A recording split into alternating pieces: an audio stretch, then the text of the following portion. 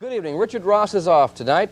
Portland police have 39-year-old Norman Elmer Miller in custody tonight. Miller is accused of setting off a bomb in downtown Portland about 10:30 this morning. Channel 2's Essex Porter has that story. Police say they knew something was going to happen today because they began getting calls last night. So they placed extra men in the downtown area. According to police, Norman Miller called from this phone booth across from the park. They say he made 3 calls beginning at 10:15, warning where the bomb was placed and when it would go off.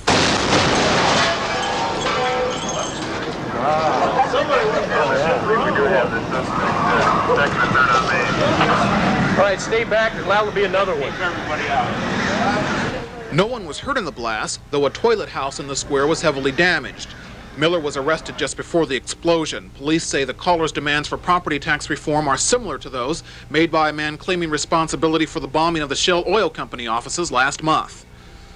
He indicated that he was going to start bombing again because he had received no action on his previous phone calls where he was making demands that property taxes should be lowered and Cadillac Fairview should be stopped. Phone calls to whom?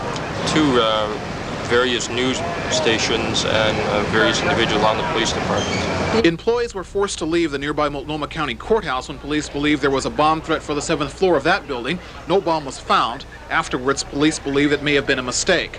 Miller has been charged with first-degree arson and criminal mischief. He's being held on $150,000 bond. Police are still examining debris in the nearly demolished bathhouse, looking for evidence in the case. They say it was a matter both of good police work and good luck that kept anyone from being hurt in the explosion. Reporting from downtown Portland, Essex Porter, Channel 2 News. Stan Wilson reporting. About 10:15 this morning, both uniformed and plainclothes policemen moved quickly to cordon off Lownsdale Square. Acting on a phone tip, they chased passers-by from the sidewalk and tried to get workers away from windows in neighboring buildings. People there to stay away from the windows? Yes, I did. I told them all. You want yourself and still smoking? At the same time, other policemen were closing in on a phone booth on Southwest 3rd Street across from the park. They believe the caller was operating from here. They arrested a man inside. Then just after that, about 10:30, there was an explosion.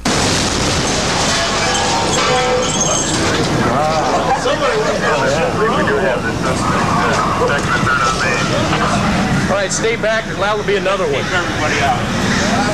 No one was injured in the blast, but a brick bathroom in the park was heavily damaged. Police have arrested Norman Elmer Miller in connection with the explosion. They say he called them 3 times just before it happened. He indicated that he was going to start bombing again because he had received no action on his previous phone calls where he was making demands that property taxes should be lowered and Cadillac Fairview should be stopped.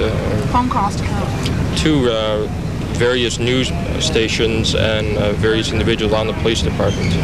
Fairview says police had been getting calls from the suspect since yesterday, and extra men were assigned to protect the downtown area. We had people in the area immediately who vacated the area to make sure that there wasn't anybody in the close proximity in case an explosion was to go off. Police Sergeant Dan Noley took a number of calls from the accused bomber.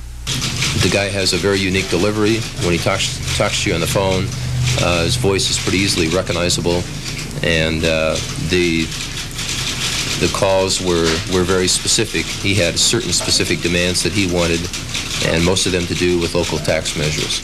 Noley says police believe the accused is also connected with the bombings of Shell Oil Company offices in Portland and a building in Washington Park that took place in the last few weeks. Bomb threats against the nearby Multnomah County Courthouse were also received. Employees were evacuated while the building was searched. No bomb was found, and police later said it may have been a mistake. Police are still examining debris in the nearly demolished bathhouse, looking for evidence in the case. They say it was a matter both of good police work and good luck that kept anyone from being hurt in the explosion.